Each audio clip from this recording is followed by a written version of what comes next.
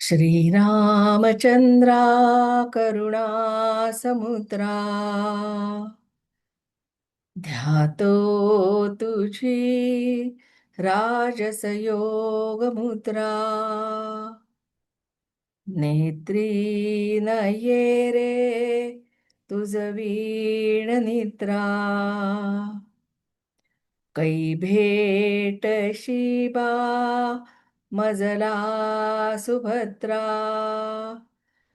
जय जय रघुवीर समर्थ.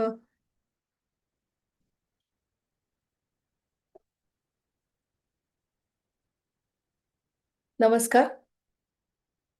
आज आपण 13व्या दशकाकडे वळतोय. आपण जर दासबोधाच्या पहिल्या सार बघितलं तर समर्थ आपल्याला एक जाणीव करून देतात की आपल्याला प्राप्त झालेला जो दुर्लभ असा नरदेह आहे तो आत्मज्ञानाच्या प्राप्तीसाठी मिळालेलं एक साधन आहे. उत्तम असं साधन आहे.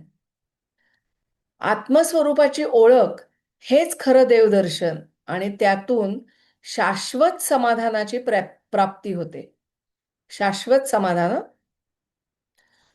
कारण मानवी जीवनामध्ये शाश्वत आणि परिपूर्ण असं जे समाधान आहे त्या समाधानाला अत्यंत महत्त्व आहे. खरं समाधान हे बाह्य वस्तू, व्यक्ती किंवा परिस्थितीवर नाही, तर आत्मस्वरूपाच्या जाणीवेमध्ये आहे. हे समर्थ आपल्याला समजून देतायत, हे आपल्या आत्तापर्यंत लक्षात आले. दासबोध ग्रंथाचा जर पूर्वार्ध बघितला, तर या ग्रंथाच्या पूर्वार्धामध्ये समर्थांनी काय काय सांगितले विषय, तर त्यामध्ये स्तवन आले, भक्ती आहे, सद्गुण, दुर्गुण हे विषय आलेत. मूर्ख लक्षणं पण आली, उत्तम लक्षणं पण आली.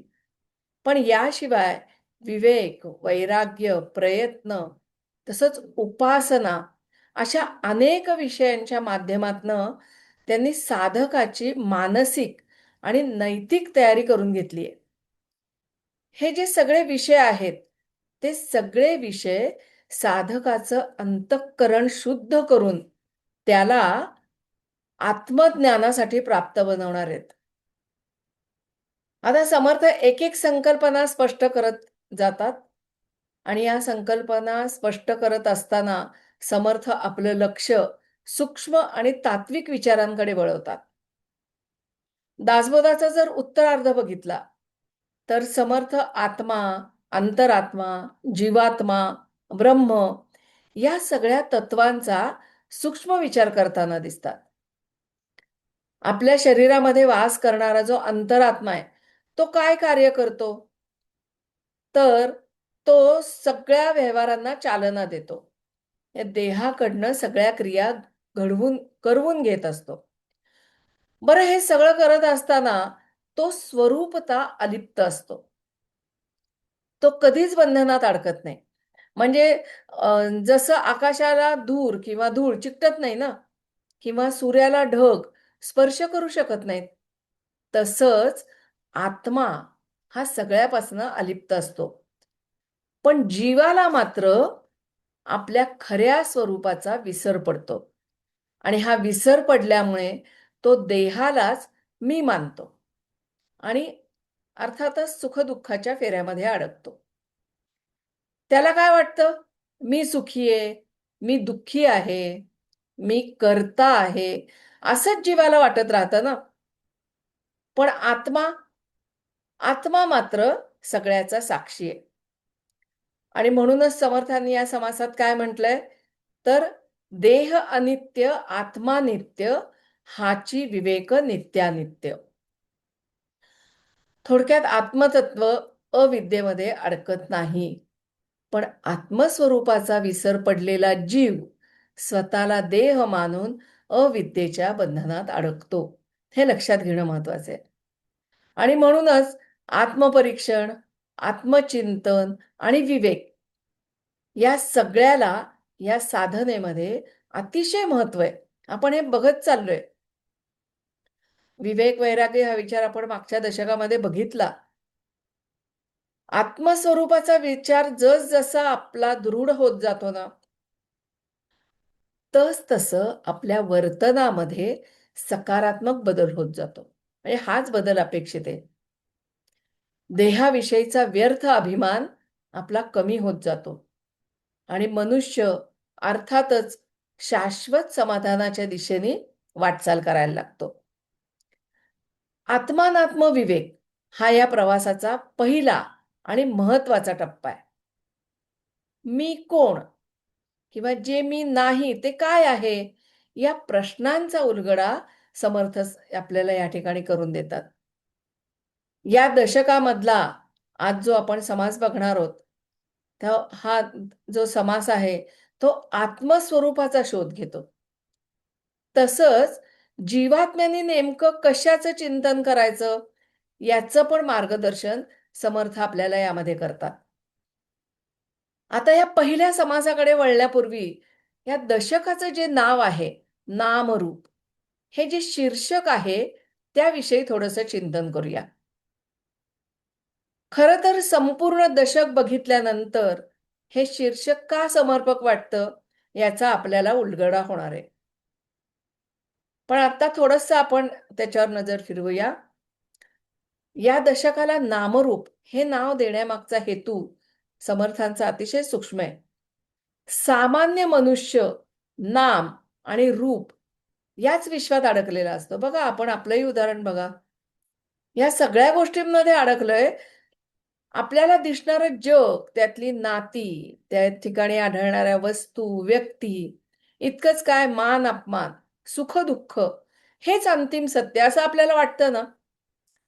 पण समर्थ या ठिकाणी साधकाला या दृश्य आणि परिवर्तनशील आणि माईक नामरूप जे आहे, त्याच्या सगळ्याचा विवेक करायला शिकवतात.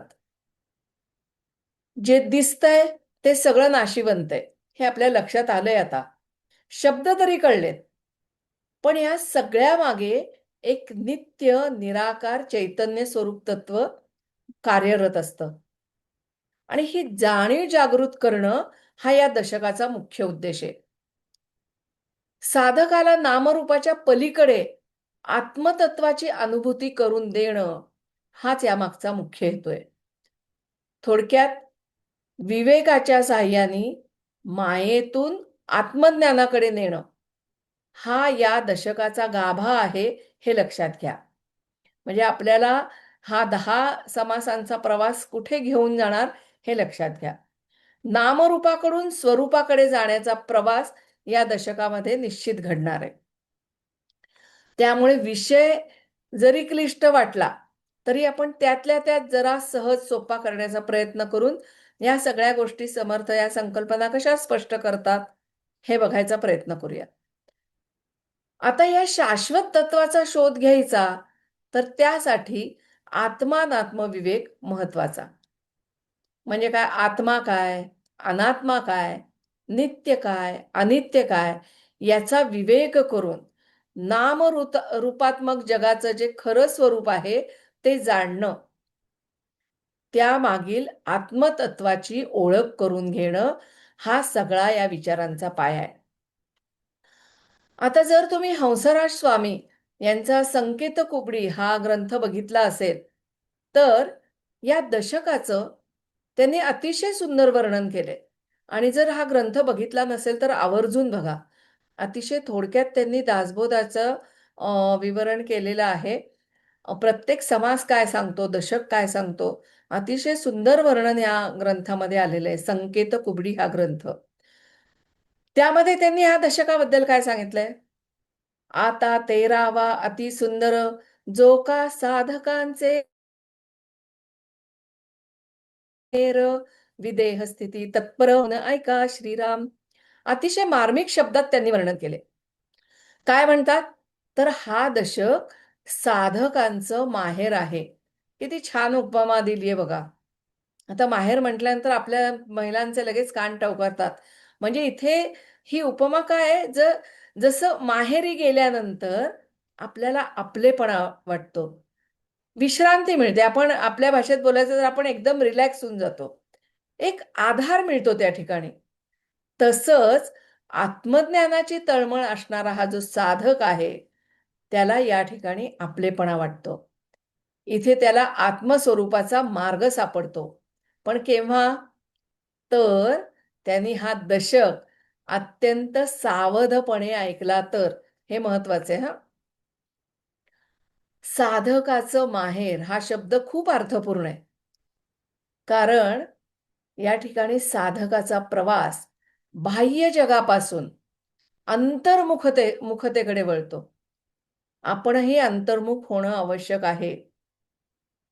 येथे साधकाचा प्रवास हा अंतर्मुखतेकडे वळतो. नामरूपाच्या गर्दीत हरवलेला जो जीव आहे, त्या जीवाला आत्मस्वरूपाची ओळख व्हायला लागते. त्यामुळे काय होतं? आत्मज्ञानाची त्याला आस लागते. आणि ह्या आत्मज्ञानाची आस लागलेल्या प्रत्येक साधकासाठी हा दशक माहेर आहे. आधार देणार आहे आणि अचूक मार्गदर्शन करणार आहे. आता हा आत्मानात्म विचार का करायचा? हे आपण आत्तापर्यंत जे सगळं वर्णन बघितलं ना, त्यामध्ये आपल्याला हा विचार का करायचा याचं साधारण स्वरूप आपल्या लक्षात आलेलं आहे. आता या दशकाच्या प्रारंभी म्हणजे तुम्ही जर आधी ह्या ग्रंथाचं वाचन करत असाल समासाच्या पूर्वी, आपण अभ्यासण्यापूर्वी, तर बेलसरे महाराजांनी प्रत्येक दशकाची एक प्रस्तावना लिहिलेली आहे. प्रत्येक समासाची प्रस्तावना लिहिलेली आहे. मध्ये त्यांनी हा विषय खूप छान सांगितला. एक छान वाक्य त्यांनी सांगितलंय. काय म्हटले ते? तर ते म्हणतात, आत्म्याचं कौतुक पाहायला शिकणं हे परमार्थाचं एक महत्वाचं अंग समजलं जातं. आणि हे कौतुक पाहण्यासाठी आत्मानात्म विवेक करावा लागतो. किती सुंदर विचार मांडलाय बघा. आत्म्याचं कौतुक पाहता येणं, त्याचं सामर्थ्य आणि त्याची व्यापकता ओळखता येणं, हे परमार्थ मार्गातलं महत्वाचं पाऊल आहे. हे कधी आपल्या लक्षात आलेलं नाहीये. आलं का? आत्म्याचं कौतुक हा विषयच आपल्या डोक्यात कधी आला नाही. आपण आपलं देह, मन, आपलं व्यक्तिमत्व, आपले चालू असलेले हे सगळे व्यवहार यांनाच आपण महत्त्व देतो. पण या सगळ्याच्या पाठीमागे असणारं जे आत्मतत्व, त्याच्याकडे आपलं लक्ष जात नाही. आणि समर्थांनी हा गहन विषय सांगत असताना याकडे आपलं लक्ष वेधलंय. आपलं लक्ष तिकडे जात नाही, त्यामुळे काय होतं? आत्म्याचं खरं स्वरूप आणि त्याचं अद्भुत विलक्षण असलेलं सामर्थ्य आपल्याला कळत नाही. म्हणूनच आत्म्याचं कौतुक अनुभवायचं असेल तर आत्मानात्म विवेक महत्वाचा आहे. यासाठी देहाकडे नाही, बघा, देहाकडे नाही, तर देहाला चेतना देणाऱ्या तत्वाकडे पाहण्याची दृष्टी, ही जी त्या तत्वाकडे पाहण्याची दृष्टी आहे, ती विकसित करायला लागते. आणि हाच आत्मानात्म विचार आहे. विषय प्रवेशापूर्वी आत्मानात्म विवेक जाणून घेऊया हा थोडा शब्द. आत्मा म्हणजे काय? तर आपलं खरं स्वरूप, आपल्यातलं चैतन्य, नित्य तत्व. अनात्मा म्हणजे काय? देह, इंद्रिय, मन, विषय या सगळ्या गोष्टी त्या. आणि विवेक, योग, भेद ज्ञान किंवा नित्यानित्याची ओळख म्हणजे विवेक. आणि ह्या सगळ्याचा म्हणजे आत्मानात्म विवेक. म्हणजे हा आत्मानात्म विवेक म्हणजे काय? पुन्हा आत्मा कोण, अनात्मा कोण याचा योग्य विचार करून त्यातला भेद ओळखणं, जो आपल्या लक्षात येत नाही. थोडक्यात जे मी आहे आणि जे मी नाही याची स्पष्ट जाणीव होणं. अवघड काहीच नाहीये. माझं खरं स्वरूप काय आहे, म्हणजे जे मी आहे आणि जे मी नाही, हा देह म्हणजे मी नाही, याची स्पष्ट जाणीव होणं, हे आपल्याला या ठिकाणी समजून घ्यायचंय. आणि आत्तापर्यंत समर्थ थोडं-थोडं हे शिकवत आलेले आहेत. ह्या देहाची आसक्ती कमी व्हावी, याच्यासाठी समर्थ अनेक वेळा आपल्याला प्रत्येक समासातनं, दशकातनं समजावून देत आलेले आहेत. आता सर्वसामान्य माणसाची वृत्ती कशी असते? तर मी स्त्री आहे किंवा मी पुरुष आहे किंवा मी सुखी आहे, दुःखी आहे, असं तो समजत राहतो. कारण त्याला स्वतःची ओळख फक्त देहापुरती असते. हे जे वाटणं आहे ना, हे सगळं देह, मन आणि परिस्थिती याच्याशी संबंधित आहे. पण समर्थ या ठिकाणी आपल्याला एक प्रश्न, तुला असं वाटतं की तू स्त्री आहे किंवा पुरुष आहेस असं, पण हे जाणणारा कोण आहे त्याचा शोध जो घ्यायचा आहे ना, तो जो शोध आहे तो म्हणजे आत्मानात्मविवेक.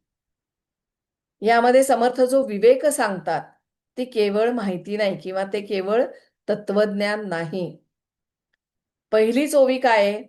आत्मानात्म विवेक करावा, करून बरा विवरावा, विवरोनी सदृढ धरावा, जीवामध्ये श्रीराम. इथे तत्वज्ञान समजणं नाही, तर येणाऱ्या प्रभावात ते ओळखणं. म्हणजे जसं शरीर बदलतं, मी बदलत नाही. आपल्याला गीतेतलं फक्त माहिती आहे की शरीर जातं, कपड्याचं उदाहरण दिलेलं आहे. आपल्याला ते शब्द कळलेत, पण आपण ते स्वीकारलेलं नाहीये. इथे समर्थ आपल्याला स्वीकारायला सांगतायत. शरीर बदलतं, पण त्यातला मी बदलत नाही. भावना येतात जातात, पण त्या माझ्या भावना म्हणून कवटाळू नका. मी त्याचा साक्षी आहे, हे लक्षात घ्या. सुख-दुःख बदलत राहतं. त्याचा अनुभव घेणारा मी आहे. एक उदाहरण बघूया, म्हणजे जर वाक्य आपल्याला थोडीशी अवघड वाटत असतील तर. जसं पाण्यात प्रतिबिंब आपण पाहतो. आपलंच प्रतिबिंब पाहतो. पाणी स्थिर असतं, तेव्हा काय होतं? तेव्हा प्रतिबिंब स्पष्ट दिसतं.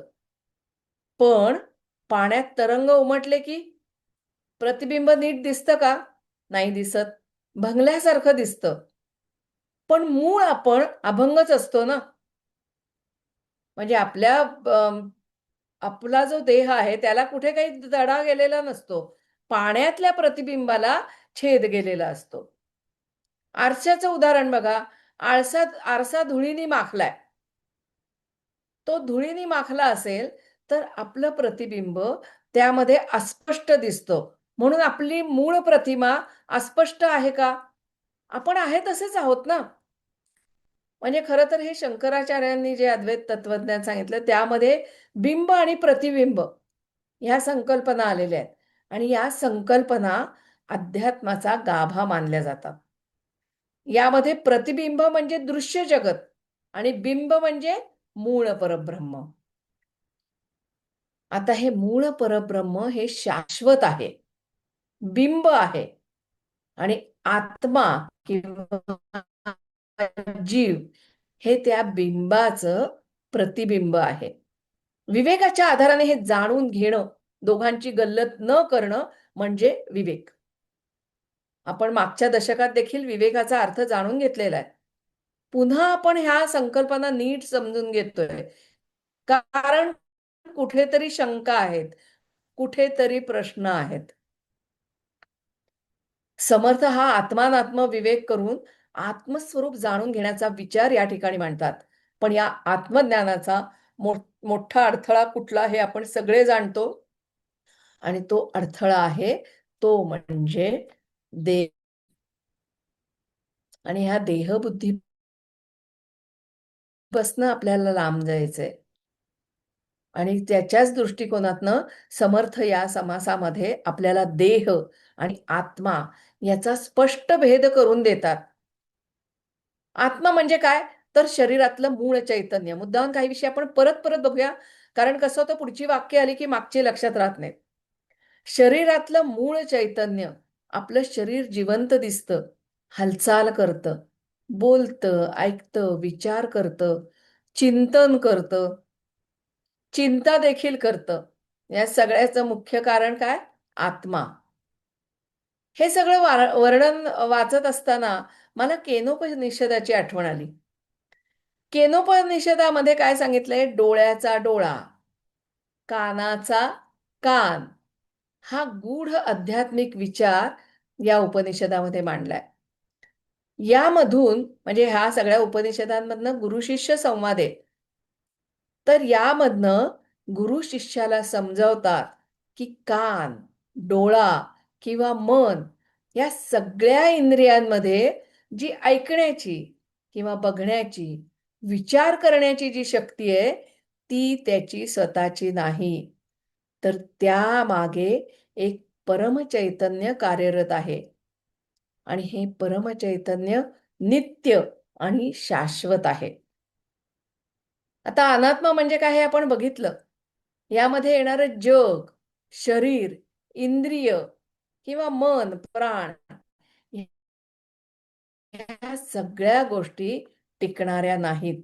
कारण ते बदलत राहतात आणि जे बदलतं, उत्पन्न होतं, नष्ट होतं, ते आत्मा असू शकत नाही. म्हणून समर्थ त्याला अनात्मा असं. समर्थ इथे प्रत्येकाने विवेक करावा, नित्य अनित्य शोधावं आणि आत्मस्वरूप जाणून घ्यावं असा आग्रह करतायत. जेव्हा आपण स्वतःला देह समजतो, तेव्हा प्रत्येक आपल्याला स्पर्श करत राहते. बघा आपल्याला हे गुह्य कधी समजणार? कारण ह्या देहाच्या माध्यमातनं येणारे प्रत्येक गोष्ट म्हणजे स्तुती झाली की आनंद वाटतो. निंदा झाली की दुःख होतं. पण आत्मस्वरूपाची जाणीव जेव्हा वाढते ना, तेव्हा मनुष्य स्थिर होतो. आपल्याला इथे जर स्थिर व्हायचं असेल, तर ही जाणीव आपली वाढवता आली पाहिजे. त्या दृष्टीने आपला अभ्यास, आपलं वर्तन, आचार, विचार आणि उच्चार ह्या सगळ्याला समर्थांनी खूप महत्त्व दिलेलं आहे. आणि या आत्मस्वरूपाची जाणीव जर वाढवायची असेल, तर या गोष्टींचं देखील महत्त्व जाणून घेणं तेवढंच महत्त्व आहे. खरं तर ना हा समाज चिंतन करण्यासारखा आहे. कारण या समासात समर्थ केवळ माहिती देत नाहीत, नुसतं तत्वज्ञान सांगत नाहीत.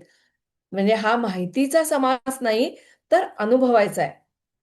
म्हणजे बघा, चिंतन जर आपण या समासाचं केलं, म्हणजे आता हा समास तुम्ही वाचलात आणि जर चिंतन करत असाल, तर चिंतन करताना काही मुद्दे लक्षात घेणं गरजेचं आहे.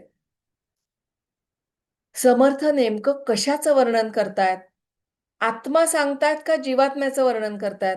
बघा समर्थांनी समासाच्या सुरुवातीलाच पाहतो, ऐकतो, चालतो, हसतो, रडतो असं वर्णन केलेलं आहे.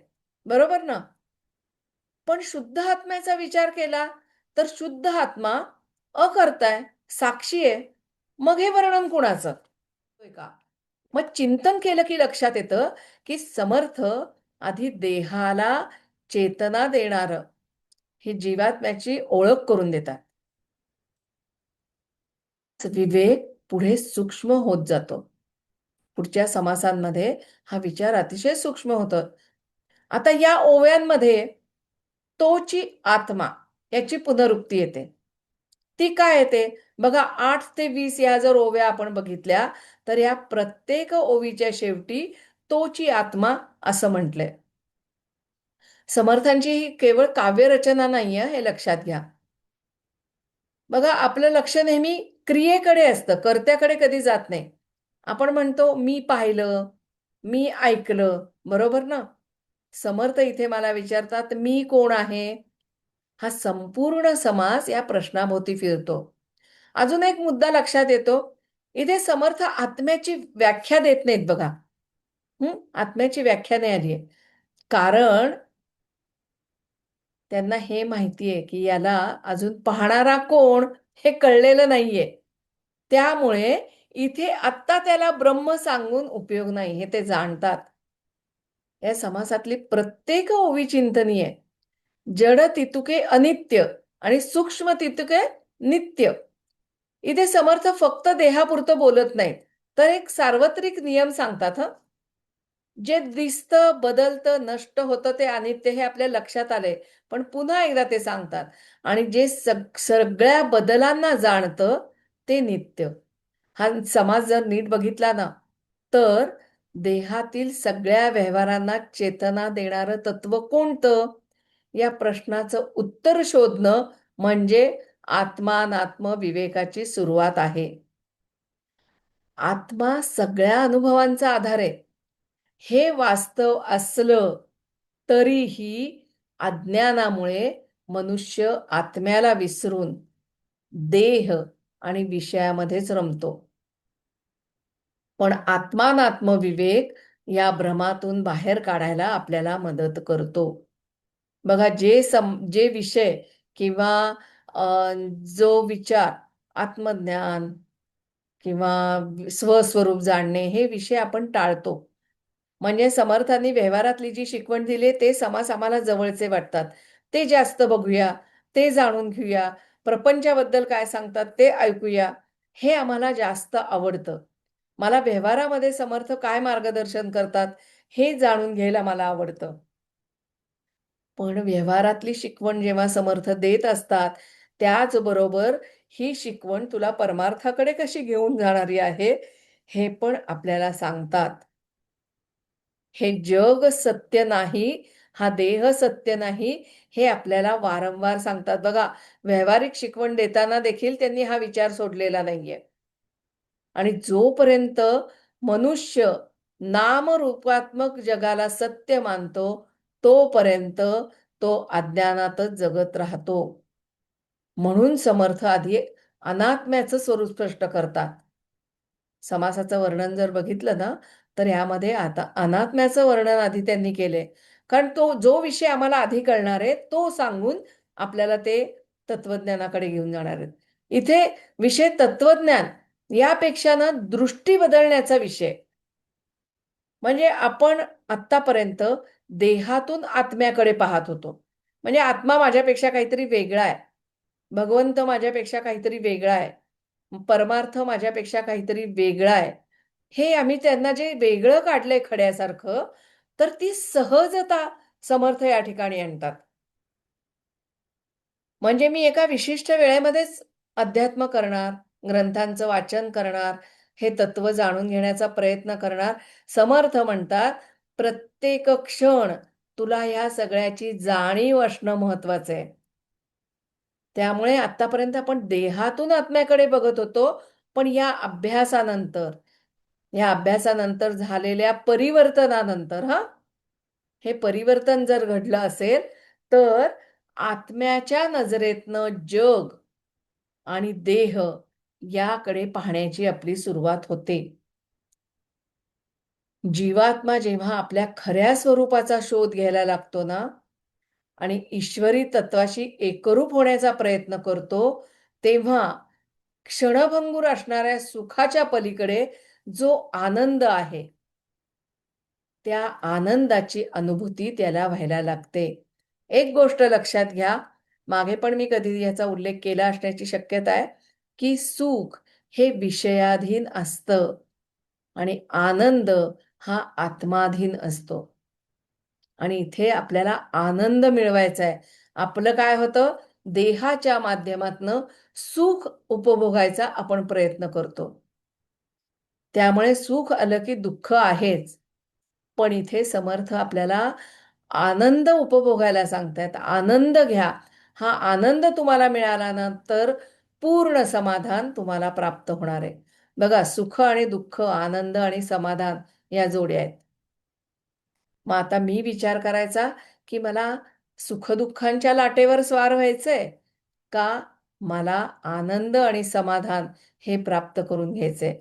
कारण हा जेव्हा आनंद मला प्राप्त होतो ना, तेव्हा माझं मन स्थिर होतं. माझं मन शांत होतं, तृप्त होतं. जे देहाच्या माध्यमातनं कधीही शांत, तृप्त होत नाही. तृप्ती तर आपल्याला कधीच मिळत नाही.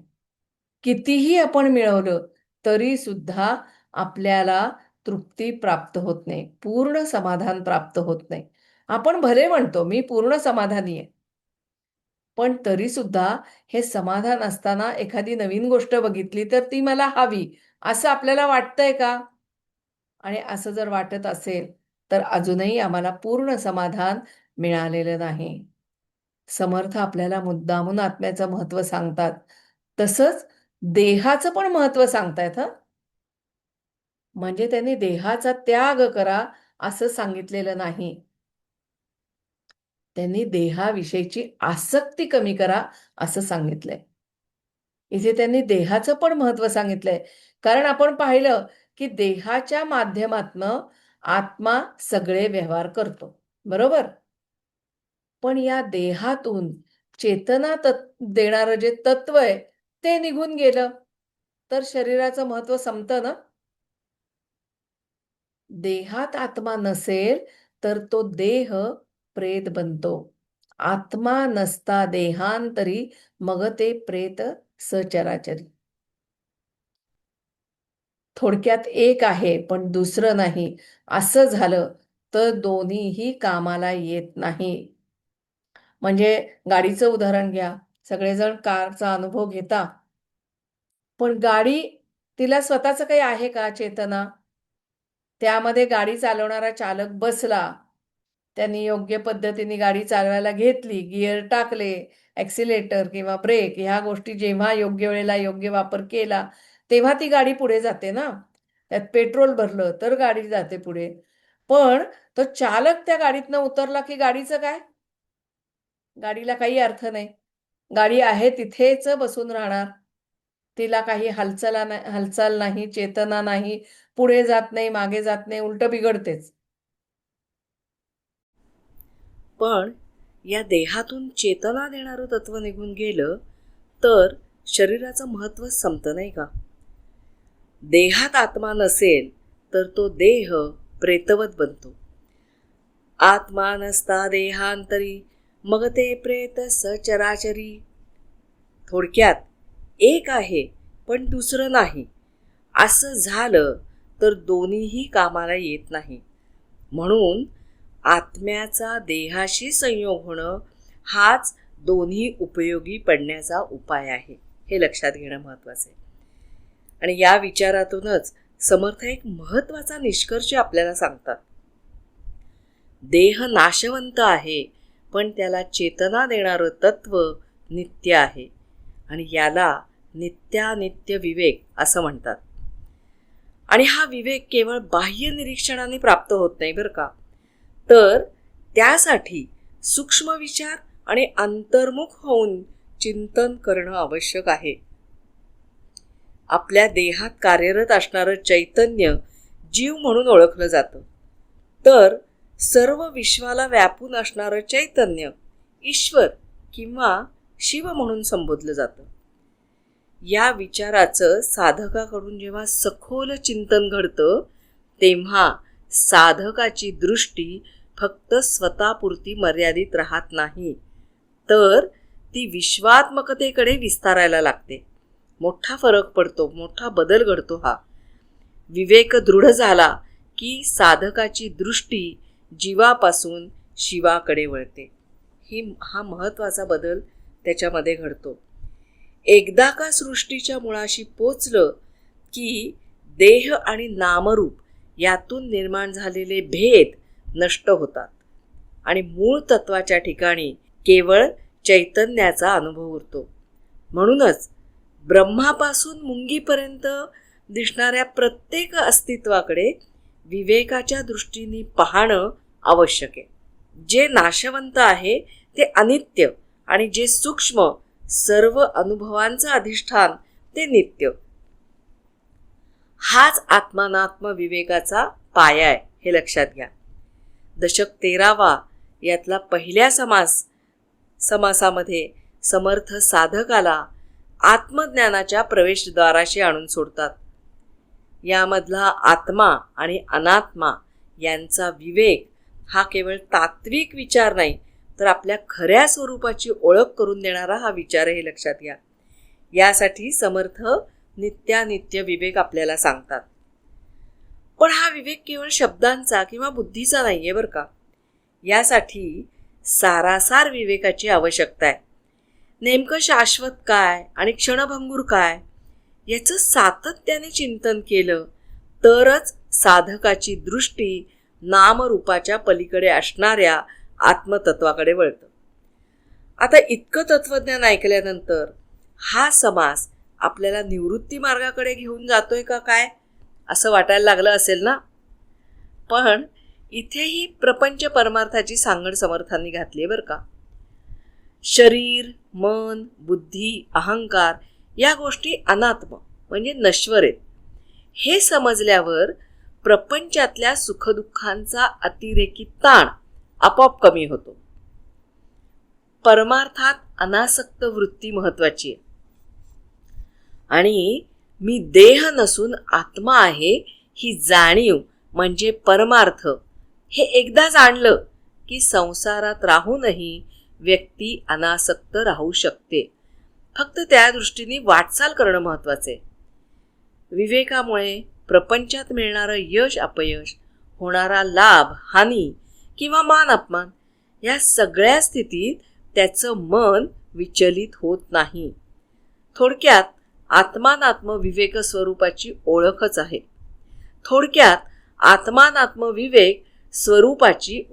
आहे. पण ही ओळख प्रपंचातील व्यावहारिक जीवन अधिक सुंदर, शांत आणि संतुलित बनवतं. हा नरदेह अनित्य आहे हे बरोबर, पण त्याच्याच माध्यमातनं आत्मस्वरूपाची ओळख होणार आहे हे लक्षात घ्या. म्हणजे देहाची आसक्ती नको, पण देहाची उपेक्षा पण नकोय.